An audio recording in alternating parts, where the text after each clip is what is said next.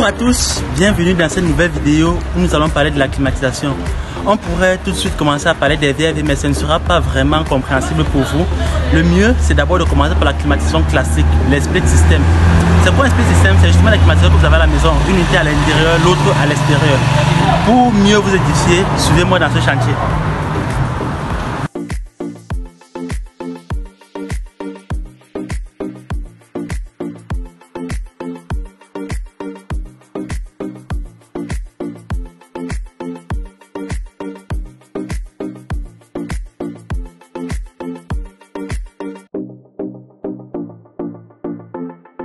Et à aller voir une équipe qui est en train d'installer une unité intérieure.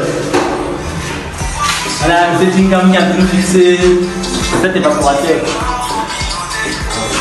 Ah, M. Tingam, tu vas aller? Ça va aller, ça va aller.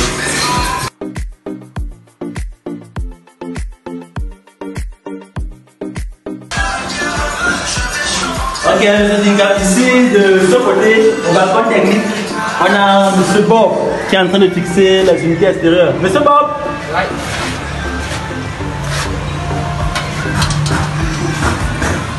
Le haut c'est déjà fixé, en bas, on fixe en haut. La terrasse de Monsieur Bob qui est en train de fixer les supports condenseurs pour pouvoir porter les groupes extérieurs.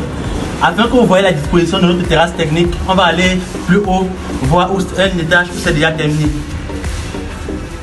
Sur cette terrasse, nous avons les climatiseurs, unité extérieure déjà disposée, et on a la Karim qui se charge de la mise sous pression afin de tester l'étanchéité des circuits des climatiseurs installés.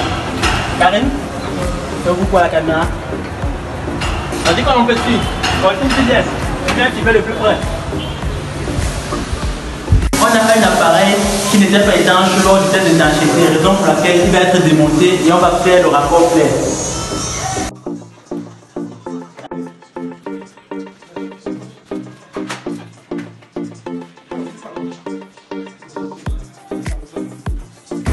À présent, nous allons donner un petit coup de main à l'équipe qui est sur site en faisant les câblages des unités intérieures et extérieures, en alimentant et également en faisant les vérifications des tests d'étanchéité et pour finir, on va faire la mise en service.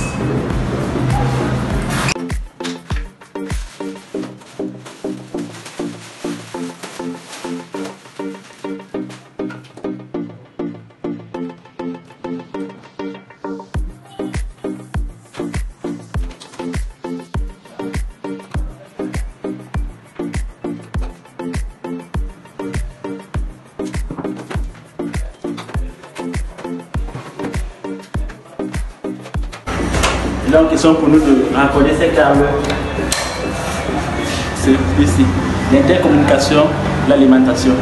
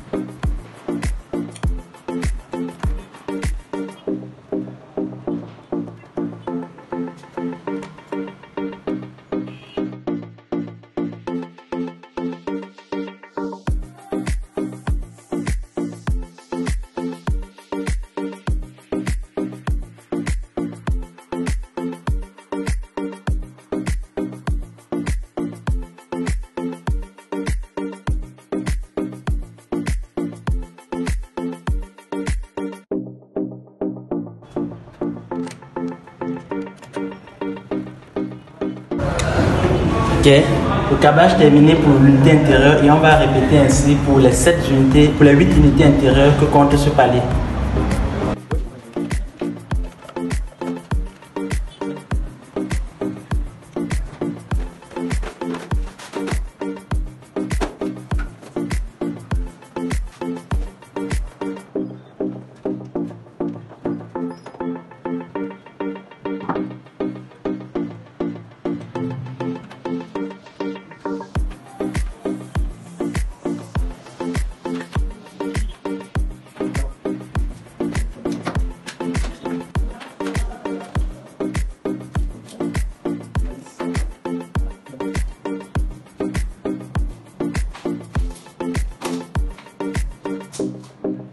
À présent, on va réaliser le câblage des unités extérieures.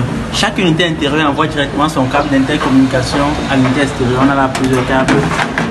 On va déjà essayer de sonner. On a court-circuité à l'intérieur. On va essayer de sonner parce qu'il faut toujours réparer les câbles. On ne sait jamais, il peut y avoir une mauvaise manipulation. Là, ce câble sonne et c'est exactement le câble qui correspond à l'unité intérieure. Donc, on va vite faire le câblage et on va faire un essai de fonctionnement. Vous voyez qu'en même temps, le câblage n'est pas évident. La terrasse est tellement saturée. Un groupe là, c'est saturé. La technologie ayant évolué, dans les prochains jours, on va voir comment faire en sorte que ce ne soit pas saturé. Il y a plusieurs hypothèses. C'est pourquoi on va introduire plus tard les multisplits. On fusionne comme ça, 1 ou 2 ou 3 groupes. On aura un seul bloc de groupe extérieur pour 3 évaporateurs. Par exemple, ça marche également. Et on aura un balcon technique qui sera, au lieu de 8 groupes, on pourra avoir 3 groupes uniquement en bas comme ça, qui alimente tout le niveau et ça marche également. Vous voyez, c'est complexe, c'est difficile de pouvoir ouvrir. On est obligé d'utiliser un petit tournevis comme un bout d'homme. C'est encombré. Voilà pourquoi on passe en solution multisplit. C'est plus aisé, c'est plus facile à travailler en fait.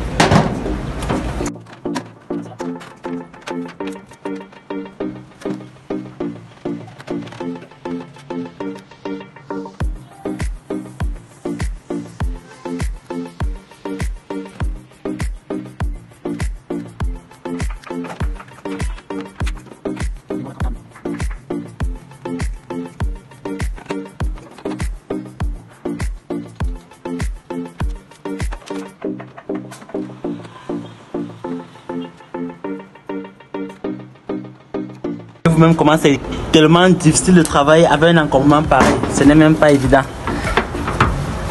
L'encombrement est tellement réduit. Donc on va vous parler des multisplits des VRV. Ne soyez pas surpris. C'est pour éviter des problèmes dans ce genre. On va finaliser avec l'isolation de cette chose et on va refermer. Le câblage c'est fait. On va donc tout câbler et lancer.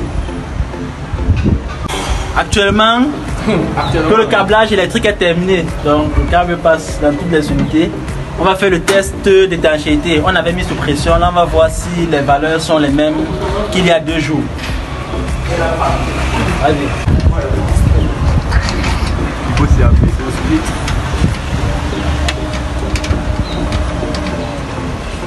Là, tiens bien le flexible. Voilà, regardez.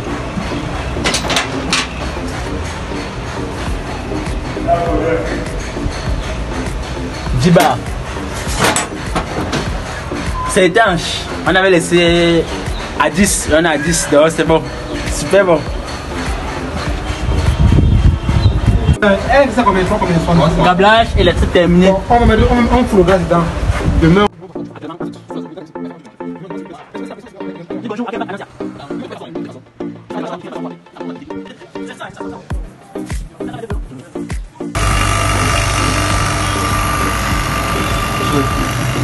À présent, l'ultime phase avant la mise sous tension et le démarrage, c'est le tirage au vide.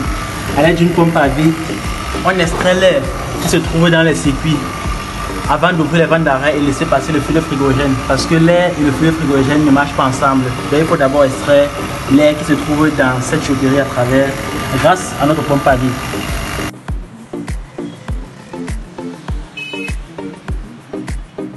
Vous constatez qu'on est dans un immeuble R+7 et dans cet immeuble on a préconisé la climatisation décentralisée. On a sur un palier 2 appartements et un studio. Les appartements ont chacun 3 climatiseurs alors que le studio a 2 climatiseurs. Nous voyons tout de suite que l'inconvénient majeur est la saturation du local technique. On a installé en tout 8 climatiseurs par palier et dans le bloc technique on était obligé d'installer également 8 unités extérieures. Or, la technologie ayant évolué, on est donc passé de ce système à un système de multisplit. À un palier comme celui-ci, on pouvait juste avoir un multisplit par appartement, un multisplit au studio. On aurait réduit et dans notre côté technique, on aurait eu uniquement 3 unités extérieures, ce qui aurait facilité la mise en œuvre et évité cette saturation du local technique qu'on constate. J'ai donc compris qu'on a introduit un nouveau thème avant le VRV qui est le multisplit. Dans notre prochaine vidéo, nous allons donc parler du multisplit, de ses avantages et de ses inconvénients. Avant d'entrer directement sur le VRV, son principe de fonctionnement, sa mise en service ainsi que son diagnostic et son dépannage. N'oubliez pas, continuez de nous suivre et surtout, likez nos vidéos et n'oubliez pas de vous abonner pour ne rater rien de nos prochaines publications. Merci.